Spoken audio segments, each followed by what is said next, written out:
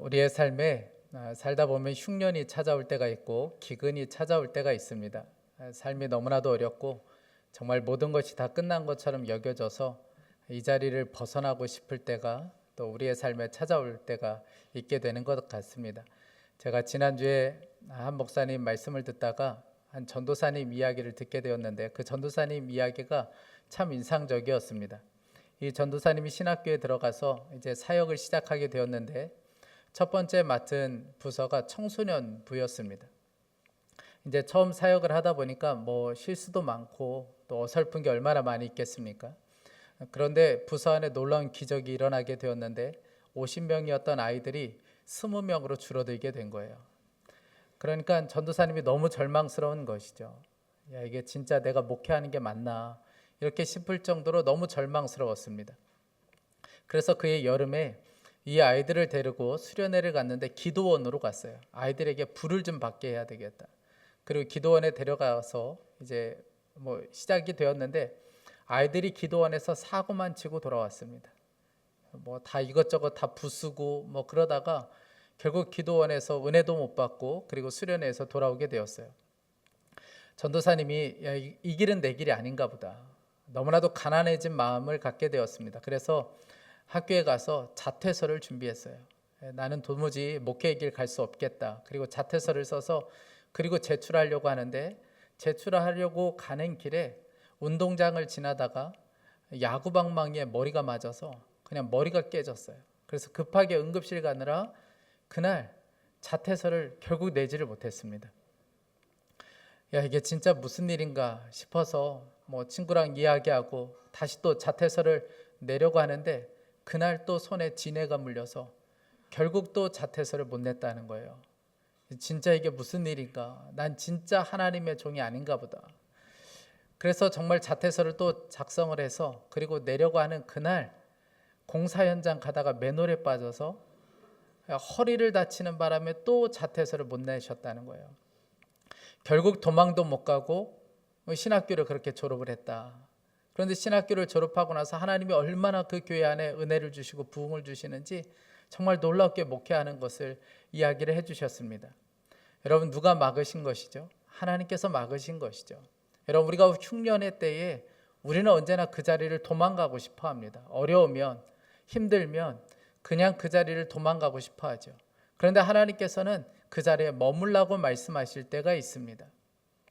오늘 말씀에 보니까 이삭이 있는 가나안 땅에 흉년이 들었다 이야기하고 있습니다. 아브라함 때와 똑같이 흉년이 들었다고 오늘 말씀에 시작합니다. 1절 말씀에 일찍이 아브라함 때에 그 땅에 흉년이 든 적이 있는데 이삭 때에도 그 땅에 흉년이 들어서 이삭이 그랄의 블레셋 왕 아비멜렉에게로 갔다.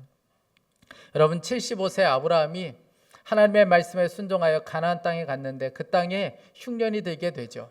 그리고 그 흉년이 들었고 나서 아브라함이 175세에 죽었으니까 한 100년 정도가 지나고 나서 또다시 그때와 동일한 흉년이 찾아오게 되었습니다.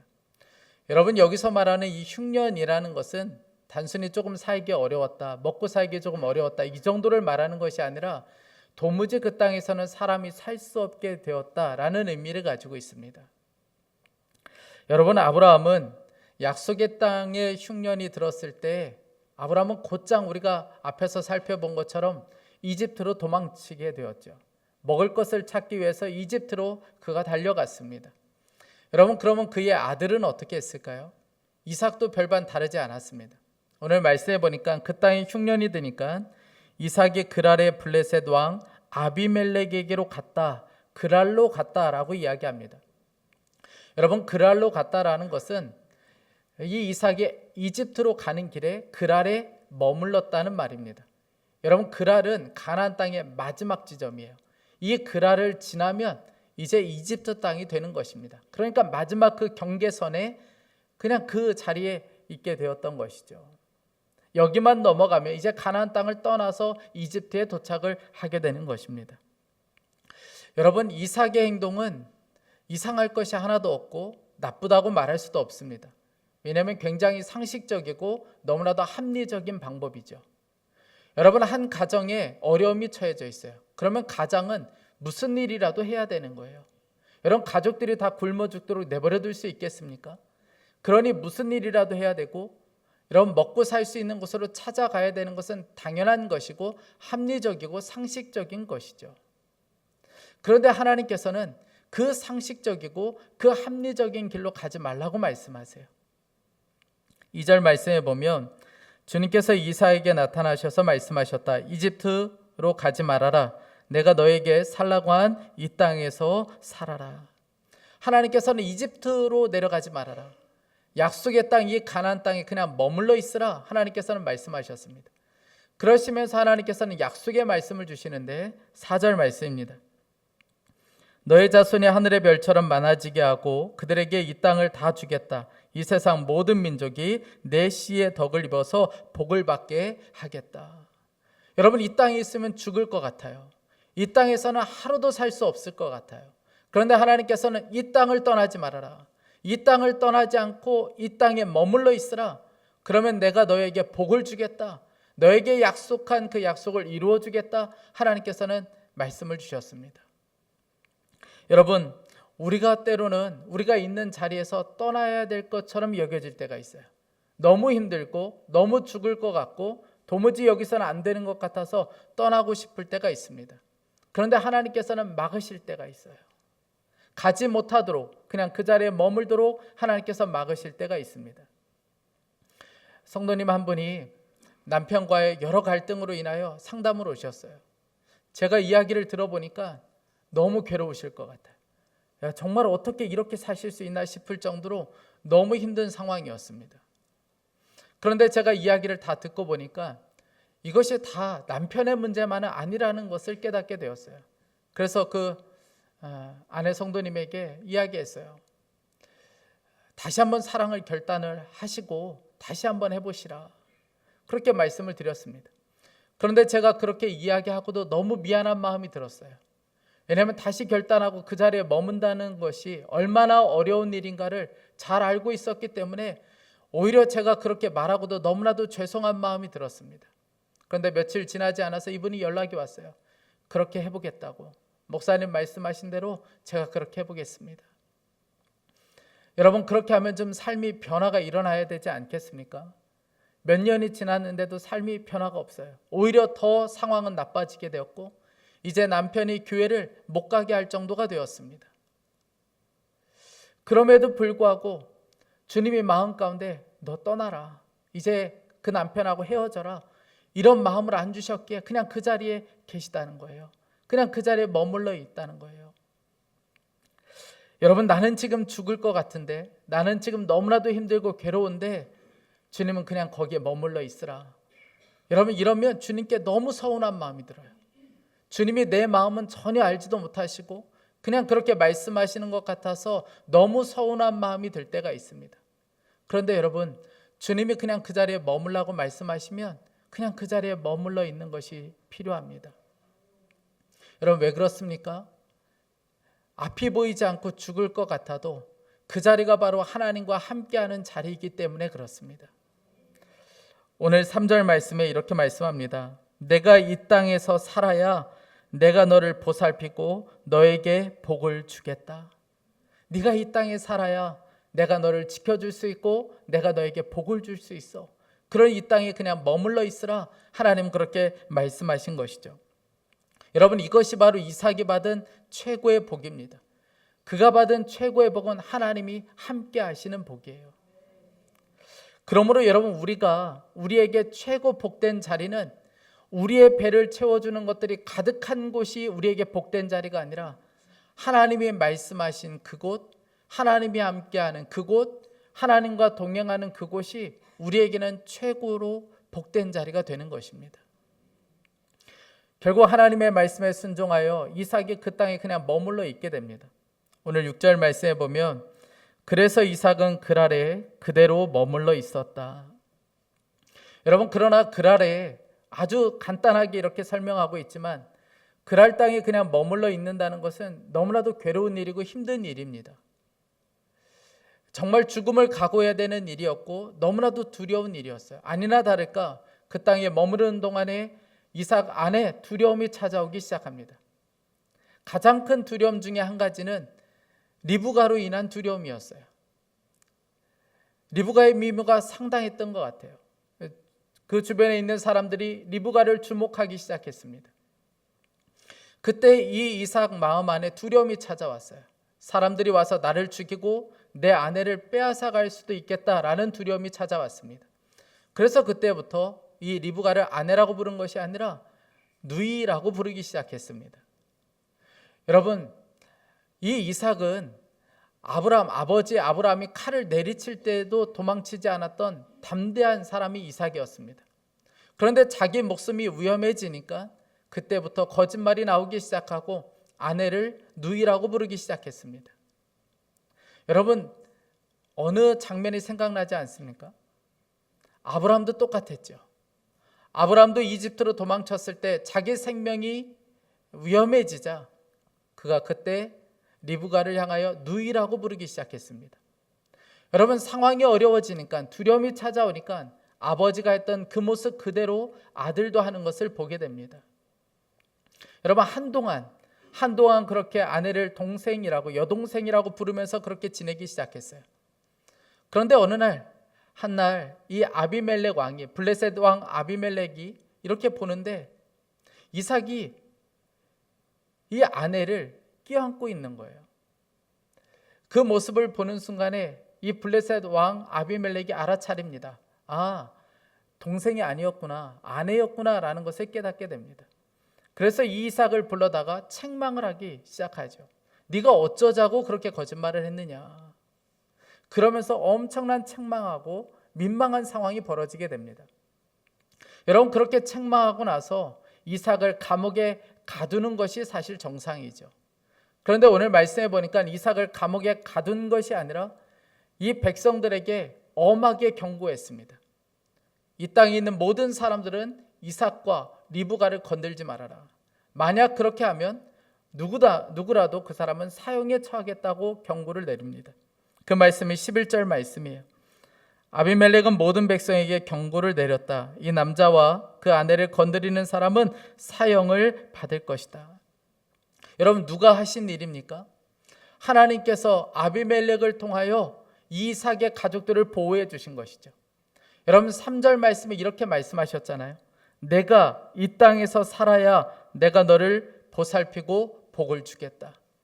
하나님께서는 이 사건을 통하여 이삭이 얼마나 두려움이 많은 사람인가를 드러내시기보다는 하나님께서 약속하신 대로 이 땅에 머물러 있으면 그 사람을 하나님께서 어떻게 보호하시는지, 하나님께서 어떻게 지켜주시는지를 아주 생생하게 보여주셨던 것이죠. 여러분, 이삭이 비록 두려움 때문에 실수하고 실패는 했지만 그러나 하나님은 이삭에 대한 약속을 아주 신실하게 지켜주셨습니다. 우리가 오늘 읽지는 않았지만 12절 말씀에 보면 아주 놀라운 말씀이 있습니다. 12절 말씀 함께 읽겠습니다. 이삭이 그 땅에서 농사를 지어서 그의 100배의 수확을 거두어 드렸다. 주님께서 그에게 복을 주셨기 때문이다. 아멘. 여러분, 여기서 그 해라는 것은 흉년의 때를 말하는 것입니다. 모든 사람들이 굶어 죽을 때에, 모든 사람들이 어려움에 처해져 있을 때 이삭의 가정은 100배의 수확을 얻게 되었다는 거예요. 여러분, 여기서 100배라는 것은 사람의 노력으로 얻을 수 없다라는 것을 말해주는 것입니다. 이건 도무지 사람의 힘으로 할 수 없는 그런 축복을 받게 되었다는 거예요. 여러분, 어떻게 이삭이 이런 축복을 받을 수 있었던 것일까요? 오늘 말씀에 아주 분명하게 기록하고 있는데 12절 말씀에 보면 주께서 그에게 복을 주셨기 때문이다. 어떻게 이런 일이 일어날 수 있는가? 주님께서 하늘의 문을 여시고 복을 부어주셨기 때문에 가능했다는 거예요. 여러분, 우리가 궁금한 것은 이삭이 어떻게 그 흉년의 때에 이런 100배의 수확을 얻는 이런 복을 받을 수 있었느냐는 것이죠. 그것은 한 가지 때문에 그렇습니다. 하나님께서 이삭을 향하여 머물라고 말씀하실 때에 그가 그 땅에 그냥 머물러 있었기 때문에 그렇습니다. 죽을 것 같은데 앞이 아무것도 보이지 않지만 하나님께서 그 땅에 그냥 머물러 있으라, 그 말씀에 순종하여 그곳에 머물렀던 것, 그 한 가지 때문에 하나님부터 놀라운 복을 받을 수 있었던 것이죠. 여러분, 이삭은 복을 받겠다고 그렇게 한 것이 아니었습니다.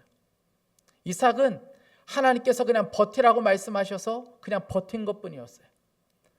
왜 내가 이곳에 버텨야 되는지 아무것도 알지 못하지만 그냥 하나님께서 그곳에 머물라고 말씀하시니까 그가 그 땅에 머물러서 그냥 버티고 있었던 거예요.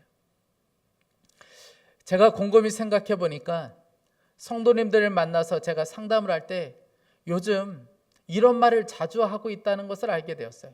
성도님, 버티세요. 그냥 버티세요. 이런 말을 자주 하고 있다는 것을 알게 되었습니다. 제가 예전에는 버티라, 힘내라 이런 말을 최고 싫어했습니다.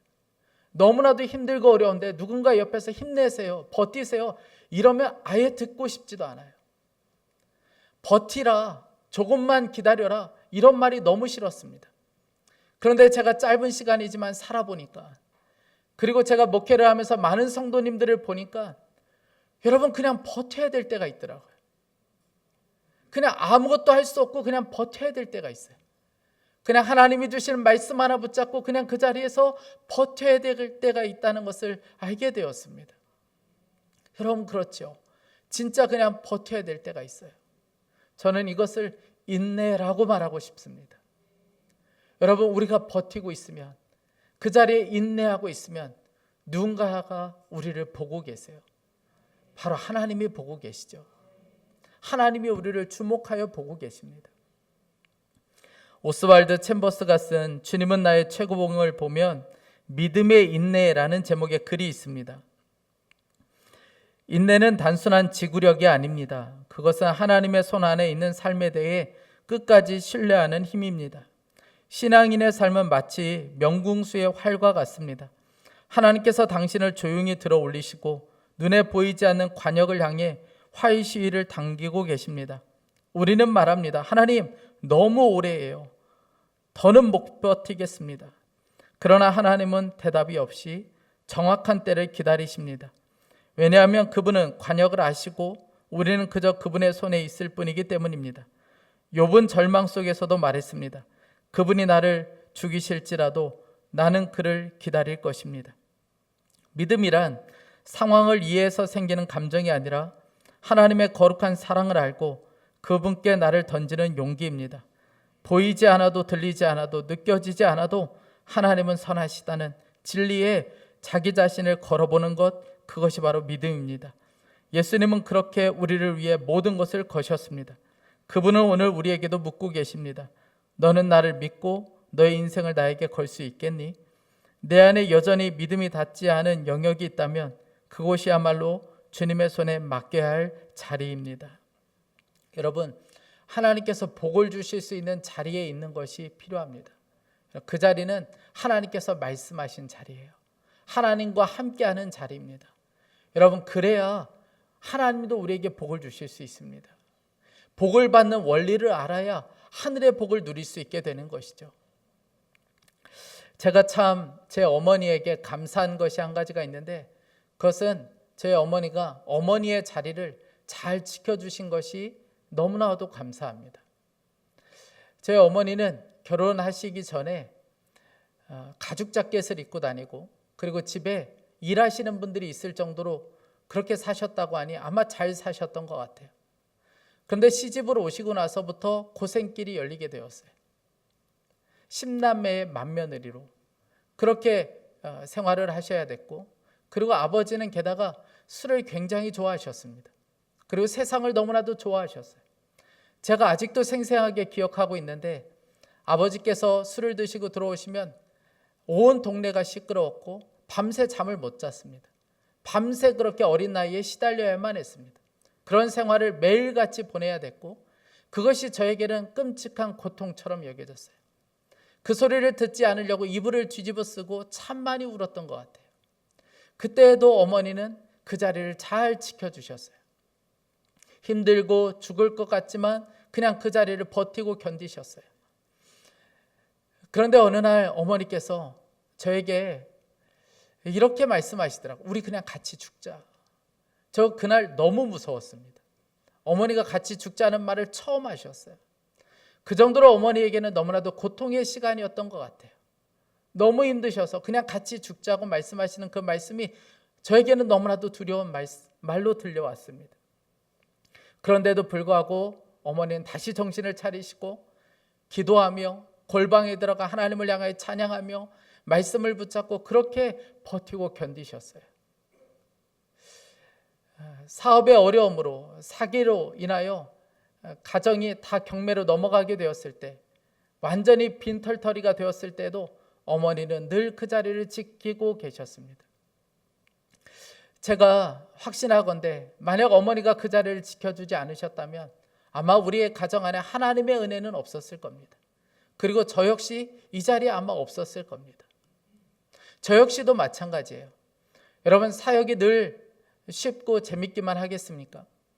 제가 전회교에서 사역할 때 정말 죽을 것처럼 힘들었던 순간이 있었어요.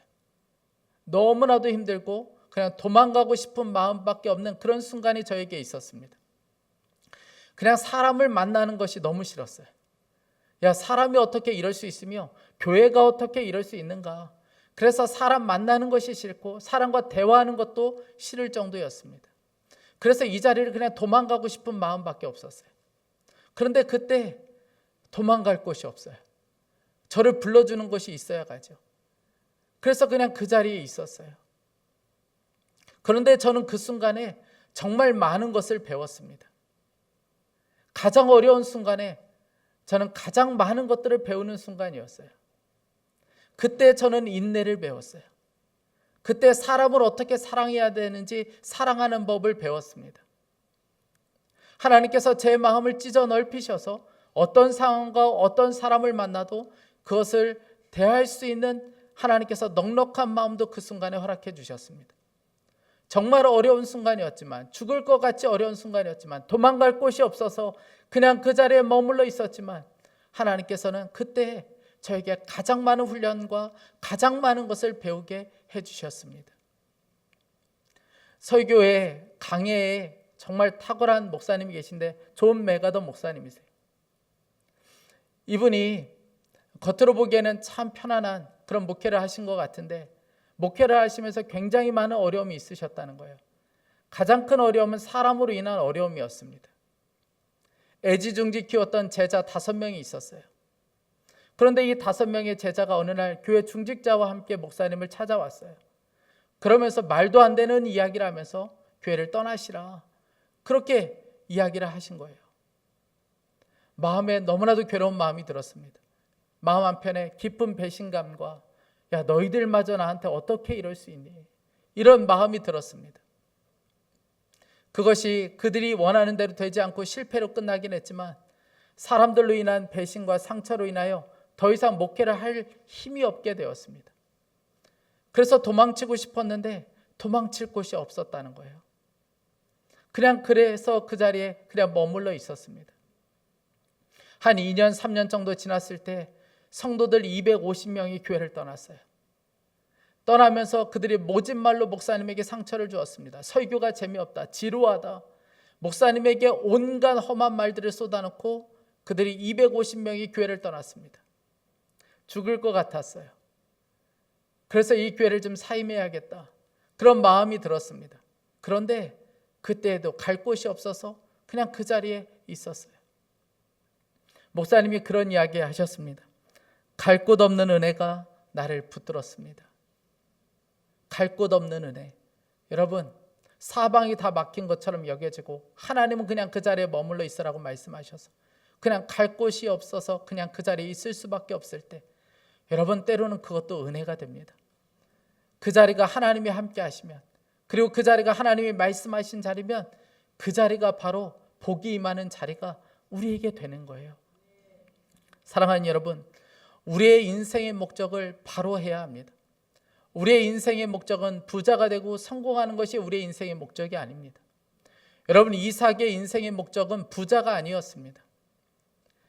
이삭의 인생의 목적은 하나님의 말씀이었고 하나님과 동행하는 것이 그의 인생의 목적이었습니다. 그랬더니 하나님께서 그의 인생에 복을 주실 수밖에 없었던 것이죠. 오늘 13절 말씀에 이렇게 말씀합니다. 그는 부자가 되었다. 재산이 점점 늘어서 아주 부유하게 되었다. 여러분, 점점 늘어나서 아주 부유하게 되었다는 거예요. 그러니까 100배의 축복으로 끝난 것이 아니었고 그 복이 계속해서 그 가정 가운데 임하게 되었다는 거예요. 어떻게 해요? 하나님의 말씀에 순종하기 시작하니까 그 순종이 계속되는 한 하나님의 역사는 그 가정 안에서 끊이지 않았다는 것이죠. 계속해서 하나님의 역사가 그 가정 가운데 일어나게 되었다는 거예요. 지난 금요일에 아내가 저에게 이렇게 물었습니다. 하나님은 너무나도 아름다우시고 하나님은 정말 위대하신 분인데 왜 우리는 하나님의 역사를 이 정도밖에 경험하지 못하고 살게 되는 것일까? 하나님의 역사는 이 정도가 아닐 텐데 하나님이 창조자이시고 하나님 이 땅의 왕이시고 우리의 삶을 주관하시는 분이신데 하나님의 역사는, 하나님이 우리에게 원하시는 역사는 이 정도가 아닐 텐데 왜 우리는 이 정도밖에 누리지 못하게 되는 것일까? 왜 우리는 그것을 경험하지 못하고 사는 것일까?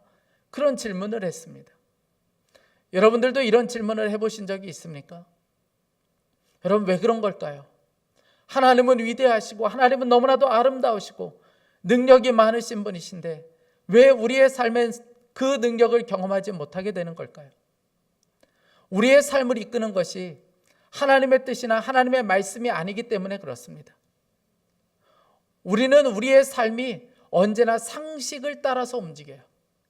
합리적인 것을 따라서 움직이기 시작합니다. 그러니까 상식 이상의 삶을 살 수가 없는 거예요. 신앙생활을 하더라도 상식적인 선에서, 합리적인 선에서, 논리적으로 이해되는 선에서만 우리가 신앙생활할 때가 너무나도 많습니다. 그러니 여러분, 상식 이상의 하나님의 역사를 경험할 수가 없게 되는 것이죠. 여러분, 오늘 말씀의 핵심은 상식 이상에 넘어서 하나님의 역사, 하나님의 말씀을 따르는 삶을 살아야 된다는 거예요. 사랑하는 여러분, 상식대로 세상에서 말하는 합리와 논리에 따라서 살지 않기를 간절히 원합니다. 오직 하나님의 말씀을 따라 사는 저와 여러분이 될 수 있기를 간절히 원합니다. 하나님이 머물러 말씀하시면 내 상식과 내 논리와 내 합리적인 사고에서 벗어날지라도 여러분 그냥 그 자리에 머물러 있는 거예요. 죽을 것 같아도, 견디기 힘들고 어려워도 하나님께서 머물라고 말씀하신 그 자리에 머물러 있으면 여러분 하늘의 문이 열리는 역사를 그때 경험하게 되는 거예요. 오늘 이 100배의 수확은 하늘의 문이 열리지 않으면, 하늘에서 부어주지 않으면 여러분 도무지 경험할 수 없는 역사입니다. 여러분은 살아오면서 언제 하늘의 문이 열리는 역사를 경험해 보셨습니까? 그저 소원은 좋은 것 주세요, 복 주세요. 여러분 우리가 그렇게 기도하죠.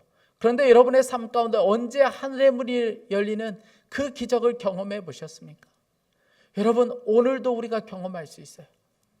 하나님이 명령하신 그 자리에 우리가 버티고 인내하며 그 자리에 있을 때 하나님께서는 그 자리에서 우리에게 하늘의 문이 열리는 복을 주실 수 있습니다. 저는 간절히 원하는 것은 이 은혜의 역사가 우리의 삶과 우리의 가정 가운데도 일어나길 간절히 축복합니다. 우리 이 시간에 함께 찬양하고 좀 함께 기도하기 원합니다.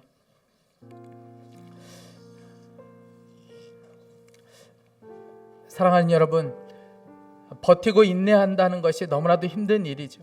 하나님께서 말씀하신 그 자리에 그냥 머문다는 것 너무나도 괴롭고 어려운 일이 될 수 있습니다. 그런데 여러분 두려워하지 마세요.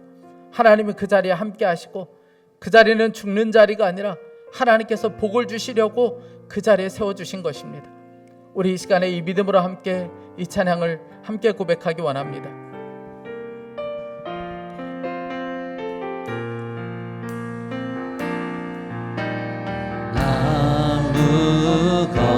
아무것도 두려워 말라.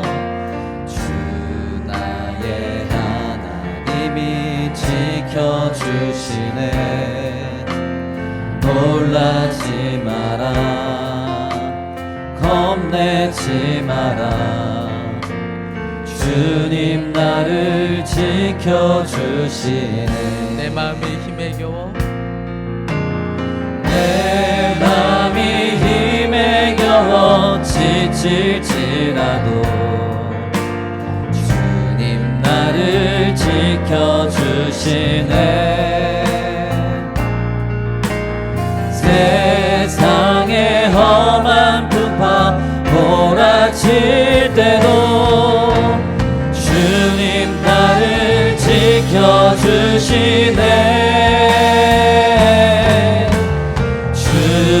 주님은 나의 산성, 주님은 나의 요새, 주님은 나의 소망, 나의 힘이 되신 여호와. 주님은 나의 산성, 주님은 나의 산성, 주님은 나의 요새, 주님은 나의 소망, 나의 힘이 되신 여호와. 사랑하는 여러분, 하나님은 우리가 상식대로 세상에서 말하는 합리와 논리를 따라 살지 않기를 바라십니다. 오직 말씀에 의하여 움직이는 삶이 되기를 원하십니다. 우리 이 시간에 좀 함께 기도하기 원합니다. 사랑하는 주님, 그저 상식과 합리에 의해서 움직이는 삶이 되지 않고 오직 말씀에 의해 움직이는 우리의 삶이 되게 하여 주옵소서. 흉년이 찾아오고 죽을 것 같아도 머물라 말씀하시면 머물러 있게 하여 주십시오. 오직 말씀을 붙잡고 버틸 수 있는 믿음의 인내가 우리 가운데 있게 하여 주옵소서. 우리 간절한 마음으로 합심하여 기도하겠습니다. 오 사랑하는 하나님 아버지, 하나님 아버지, 죽을 것 같아도 힘들고 어려워도 하나님 아버지 주님 버틸 수 있는 믿음의 인내가 우리 가운데 있게 하여 주시기를 간절히 원합니다. 그 하나님 아버지 상식에 따라 하나님 아버지 합리에 따라서 움직이는 우리의 삶이 되지 아니하고 오직 하나님의 말씀에 의하여 움직이는 우리의 삶이 될 수 있도록 하여 주옵소서. 하나님 아버지 말씀을 붙잡고 하나님 아버지 주님 그 자리에 머물러 말씀하시며 버티고 견딜 수 있는 믿음이 우리 가운데 있게 하여 주시기를 원합니다. 하나님 아버지 가정 안에 정말 죽을 것처럼 어려운 가운데 있는 성도들도 있고 가정의 위기 가운데 하나님 기업의 위기 가운데 정말 힘들고 어려운 이들도 있습니다. 사명의 자리인 줄 알고 시작했지만 하나님 아버지 너무나 힘들고 하나님 아버지 도무지 하루도 버틸 수 없어서 하나님 아버지 도망치고 싶은 성도들도 있습니다. 하나님 아버지 주님 말씀하시며 하나님 그 말씀을 붙잡고 버틸 수 있는 그 믿음이 있게 하여 주시기를 원합니다. 그래서 상식에 의하여 움직이고 합리에 의하여 움직이는 우리의 삶이 되지 않고 오직 하나님의 말씀에 의하여 움직이는 우리의 삶이 될 수 있도록 하여 주옵소서. 사랑하는 하나님, 오늘도 눈을 열어주시기를 원합니다. 하나님 아버지 두려워하지 않고 나의 마음을 살리시고 주님께서 우리에게 역사하시는 주님께서 하나님 그 자리에서 복을 주시고 하나님 놀라우신 하나님의 것을 붙잡을 수 있게 하여 주옵소서. 하나님 아버지 주님께서 역사해 주시기를 원합니다. 하나님 아버지 살려주십시오. 하나님 살려주십시오. 흉년의 때에 하나님 아버지 주님 복을 주시옵소서. 하나님 아버지 도무지 어떻게 해야 될지 하나님 죽을 것처럼 어려운 성도들에게 하나님 아버지 은혜를 더하여 주시고 하나님 복을 하여 주시기를 원합니다. 나의 소망, 나의 힘이 되신 여호와. 여러분, 하나님께서 말씀하신 자리, 하나님과 동행하는 그 자리에 있으면 하늘이 열리는 복이 임하게 됩니다. 우리 이 시간에 다시 한번 기도하기 원합니다. 흉년의 때 하나님만이 하실 수 있는 일을 경험했던 이삭처럼 우리도 하나님이 말씀하신 그 자리에서 정말 하나님만이 하실 수 있는 일들을 보게 하여 주옵소서.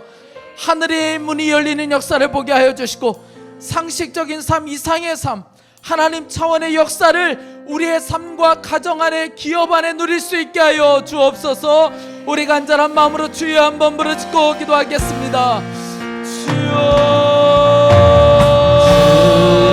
주님은 나의 삶, 하나님 아버지 흉년의 때 정말 하나님이 하실 수 있는 일들을 나의 말씀하시는 그 자리에서 하나님만이 하실 수 있는 일들을 경험하게 하여 주시기를 원합니다. 하늘의 문이 열린 나의 하나님 아버지 주님 상식 이상의 삶, 하나님 아버지 하나님 차원의 역사를 보고 싶습니다. 하나님 아버지 우리의 삶에, 하나님 아버지 우리의 기업 안에, 우리의 가정 안에 하나님 아버지 그 역사를 보게 하여 주시고 하나님 아버지 상식 기업 산소 주님은 나의 요새 주님은 나의 소망 나의 힘이 되신 여호와 하나님의 능력을 보게 하여 주시기를 원합니다. 주님은 나의 산소 주님은 나의 요새 주님은 나의 소망 나의 힘이 되신 여호와 주님은 나의 산소 주님은 나의 요새 주님은 나의 소망 나의 힘이 되신 여호와 사랑하는 하나님, 그저 우리의 상식대로 세상에서 말하는 합리와 논리에 따라 살 때가 너무나도 많았습니다. 내 삶을 움직이는 것이 하나님의 말씀이 아니라 세상의 합리 그리고 나의 이해, 나의 논리에 따라서 움직일 때가 참 많았습니다. 사랑하는 하나님, 오늘 우리의 삶의 방식이 완전히 달라지게 하여 주시기를 원합니다. 상식과 합리에 의하여 움직이는 삶이 아니라 오직 하나님의 말씀에 의하여 움직일 수 있게 하여 주십시오. 하나님 아버지, 하나님께서 머물라 말씀하시며 죽을 것 같아도 힘들어도 괴로워도 하나님 아버지 하나님 붙잡고 말씀 붙잡고 그 자리에 머무르고 버틸 수 있는 믿음의 인내가 우리 가운데 있게 하여 주십시오. 사랑하는 하나님, 가정의 형편으로 인하여 관계로 인하여 하나님 아버지 경제적으로 너무나도 죽을 것 같아 하나님 아버지 하루도 앞으로 나갈 수 없 하나님 아버지 버티는 것이 힘들고 어려운 성도들 그 가정도 있습니다. 오늘 하나님 이 말씀이 저들에게 생명이 되게 하여 주셔서 오늘 하나님의 말씀이 들려지게 하여 주십시오. 사랑하는 하나님, 주님 우리에게 말씀하여 주시길 원합니다. 어떻게 해야 되는지 말씀하여 주시고 주님이 말씀하시면 그 말씀으로 그 자리에 버틸 수 있는 힘이 될 수 있게 하여 주옵소서. 하나님, 하나님과 동행하는 자리, 하나님 말씀하신 자리에 하늘의 문이 열리고 복이 임하는 것을 보게 되었습니다. 사랑하는 하나님, 우리들에게도 이 은혜의 역사가 있게 하여 주옵소서. 흉년의 때에 하나님만이 하실 수 있는 역사가 우리의 가정과 기업 가운데도 일어나게 하여 주시길 원합니다. 하나님, 그저 내 노력의 차원의 역사가 아니라 하늘의 문이 열리고 주님이 부어주시는 은혜, 하나님 그 은혜를 우리의 삶 가운데도 경험할 수 있게 하여 주옵소서. 하나님, 상식적인 삶 이상의 삶, 하나님 차원의 역사를 날마다 보고 경험하는 우리의 삶이 되게 하여 주옵소서. 하나님, 우리 자녀들에게도 이 은혜가 있게 하여 주시길 원합니다. 저들의 열심으로 사라지는 것이 아니라 하나님께서 복을 주셔야, 하나님 말씀 안에 있어야 복이 임하는 것을 저들이 일찍이 깨닫고 하나님을 경외하는, 하나님만 두려워할 줄 아는 우리 자녀 세대가 될 수 있도록 인도하여 주옵소서. 오늘 하나님 앞에 예배하며 귀한 예물을 봉헌하여 드립니다. 이 예물이 하나님의 영광으로 하여 사용되게 하여 주시고 하나님을 경외하고 하나님을 사랑하는 마음으로 드렸으니 하나님께서 채우시고 공급하시는 은혜를 또한 삶 속에서 기업 안에서 누리게 하여 주옵소서. 주님 감사합니다. 주 예수 그리스도의 이름으로 기도했습니다. 우리 방금 찬양했던 우리 아무것도 두려워 말라 이 찬양 다 함께 일어나셔서 찬양하시면서 준비하신 예물을 봉헌하겠습니다.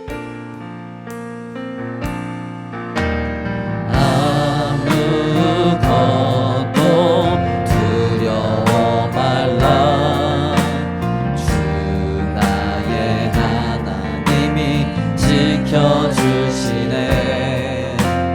놀라지 마라, 겁내지 마라. 주님 나를 지켜주시네. 우리 영혼을 향하여 선포합시다. 아무것도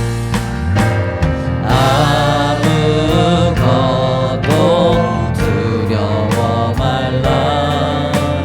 주 나의 하나님이 지켜주시네.